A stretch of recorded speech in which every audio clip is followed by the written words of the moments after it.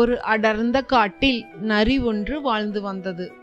தாகமாகி தண்ணீர் தேடி சுற்றிய போது தவறுதலாக ஒரு நகரத்துக்குள் வந்தது. அங்கு ஒரு சாயக்காரன் வீட்டின் முன் இருந்த பெரிய தொட்டியில் நீர் என்று நினைத்து குடிக்க முயன்ற நரி அதில் விழுந்துவிட்டது. அந்த தொட்டியில் நீர் இல்லை, நீல நிற சாயம்தான் இருந்தது. நரி முழுவதும் நீளமாக மாறியது. இதை ஒரு வாய்ப்பாக கருதிய அது காட்டுக்கு திரும்பி, நான் கடவுளின் பிரதிநிதி, இப்போது உங்கள் அரசன் என்று மற்ற மிருகங்களை ஏமாற்றியது. அனைத்து விலங்குகளும் நரியை வணங்கி அதற்கு அரசனை போல் சேவை செய்தன. ஆனால் ஒரு நாள் ஒரு சாதாரண நரி ஊளையிட்டது. ஆர்வத்தில் நமது நீல நரியும் உடனே பதிலளித்தது.